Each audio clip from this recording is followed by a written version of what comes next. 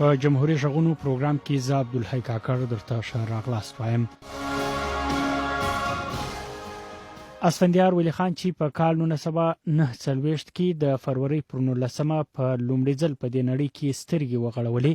نو نه یې پلار ولید او نه یې د مور توده غېږ. پلار خان عبدالولید خان یې د سیاسي مبارزې له وجې د زندان د تورو تنبو شاته پروت و او مور یې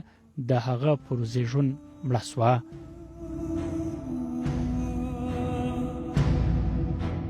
د اسفندیار ولی خان پلرنی کلی اوتمانزو چارسده ده، خو هغه پیدا په مردان کې سو، ځکه چې نیکه او پلار یې د هغه وخت حکومت زندان ته اچولي ول او د ده په وینا ټول جایداد یې حکومت ضبط کړی و. زمونږ د بابا منقوله او غیر منقوله ټول جایداد ضبط داسې ضبط کړو چې زمانه یو مشره خور د هغه په زانګو کې وه، د 2 کال وه، هغه زانګو کې پرته وه. پولیس هغه اوچته کړ، په ځمکه یې کېښوده. ولې وایي دا زانګو د ولي خان ملکیت دی، وایي دا هم ضبط دی. د باچا خان د عمر څه د پاسه 10 کلونه زندانونو وخوړل او ولی خان بیا د سیاسي مبارزې له کبله تر 20 کلونو زیات وخت په زندان کې تیر کړی و. اسفندیار ولی خان چې پیدا سو نو پلار او نیکه یې په جیل کې و، چې کله لویدلی نو هر وخت به د پلار او نیکه ملاقاتونو ته کله یو جیل او کله بل جیل ته تللی، او چې کله به بیا هغه دواړه راخلاصو نو اسفندیار ولی خان به له هغو د زندانونو کیسې اورېدلې. په بله معنا جیل ته تلل هغه ته په میراث کې ورپاته سوی و، او چې کله ستر سو نو د سیاسي مبارزې په محل د وخت د حکومتونو له لوري د هغه وجیل ته تلل او راتلل سلسله پیل سوه. جیل ته خو 15 ځله تللی یم او کور کې نظر بندۍ مې هم تاسو نظر بندۍ مې هم لیدلي دي چې د مشرف په وخت کې په دې درو صوبو کې زه صوبه بدرو ما یو په خپله صوبه کې ګرځېدی شوم. داسې نظر بندۍ به جیلونه مې هم لیدلي دي چې بالایسار کې یو تاخانه وه، و میاشتې پاره تاخانه کې تېرې کړې وې چې دغه ته پته نه وه چې بار نور دی او که باران دی، ورځ ده او که شپه. اسفندیار ولی خان 15 کلن و، په 9 جماعت کې و چې په 1965 کال کې په پاکستان کې د فوجي امیر جنرال ایوب خان لخوا د ولسمشرۍ انتخابات وسو. د ولسمشرۍ څوکۍ لپاره جنرال ایوب خان ولاړو او په مقابله کې د پاکستان بنیاد ایښودونکي قائد اعظم محمد علي جناح خور فاطمه جناح وه. دا وخت د ولی خان په مشرۍ نیشنل عوامي پارټۍ د فاطمه جناح په حق کې کمپاین کولی. هم دا وخت چې په دې هیواد کې ځوانانو د جنرال ایوب خان پر ضد پاڅون وکړ، چې پکې اسفندیار ولی خان هم برخه واخیسته او د لومړي ځل لپاره یې 2 غنټې په جیل کې تېرې کړې.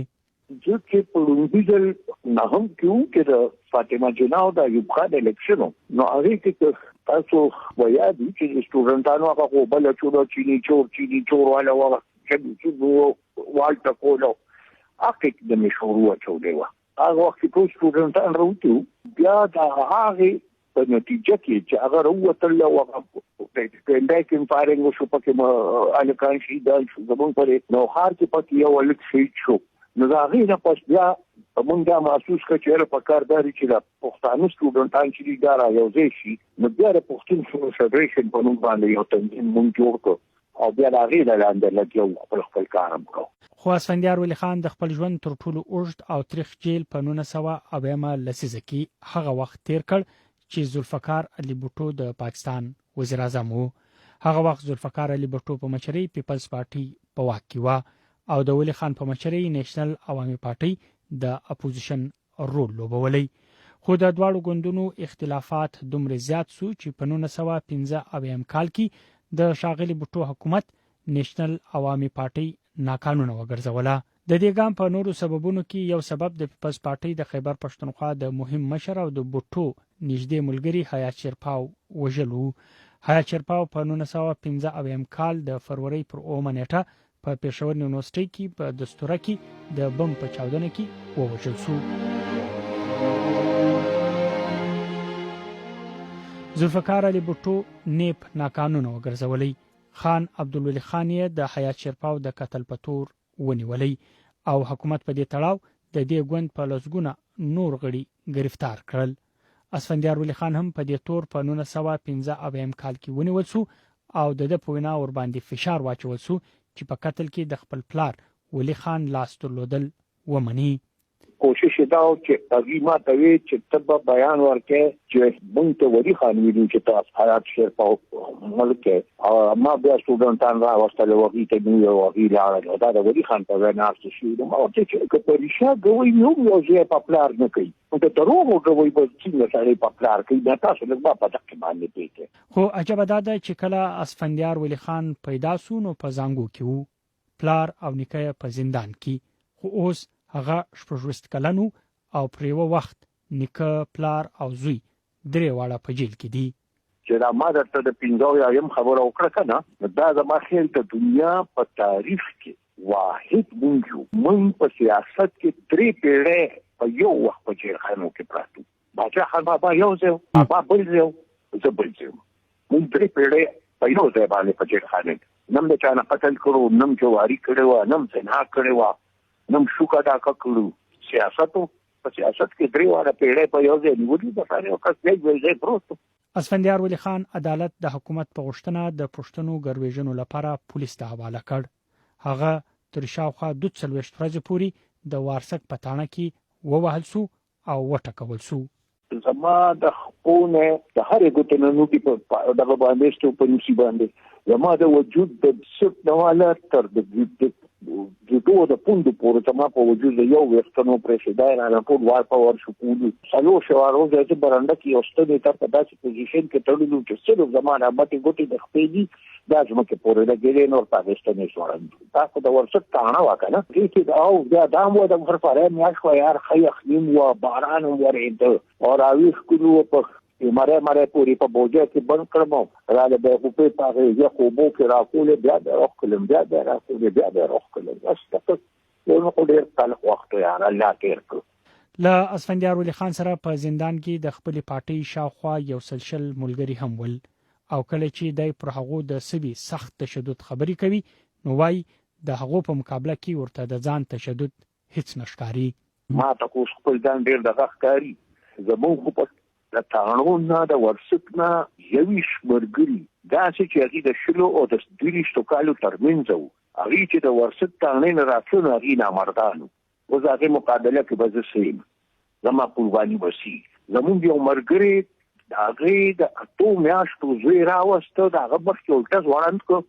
او هغه ته یا په افضل خان د وای کې چې بل افضل خان بمونه را کړی دي او یا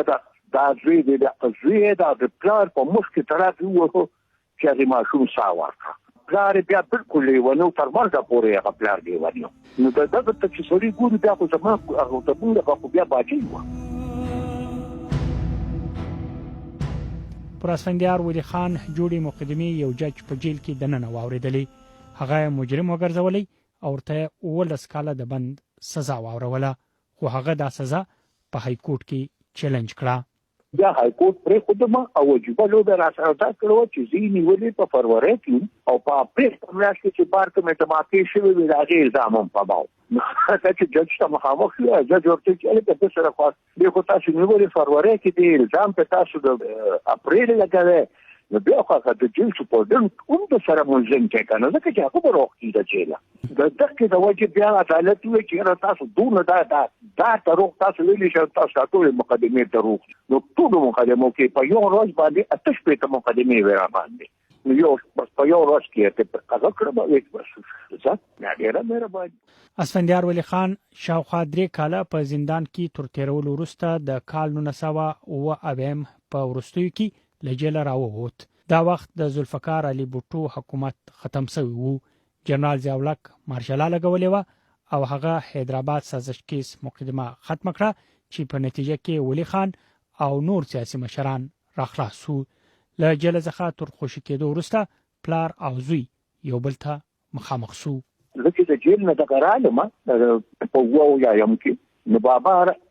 आवाज راکو وتراشه چې ورلم کېنه تمناته چې بچي سکول غواړي دا د ډیرو خلکو کې دا خیال چې هغه مجبور کړي چې د سیاست تراشي بابا په جون کې چیرې مونږ سره دا څه نه کړي چې زما د امرجی دا به تاسو کوي هغه ټول ورمون خپل مرګ ته پریښو نو ماته خپل فیصله دیګا نو مو په جیسو سیاست کو سوچ دې پکړې دي لکه چې دا خو ډېر تکلیف زمونږ د سیاست خو ډېر د تکلیف دا دی او کې به نو بیا تاسو سیاست ځکه چې خدای مکته خراب کار کې نه پاره به ته نو یادېږي پاغي به باچا خان یادېږي او څه یادېږي او که کار کوي نو پاغي به ته خپل یادېږي مې نه جوړ کوم سیاست.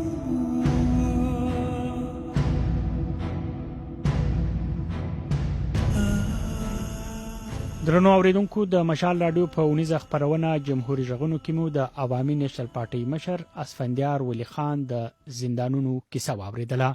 تر بل خبرونه پورې مو زه عبدالحی کاکړ درته په مخه شوایم.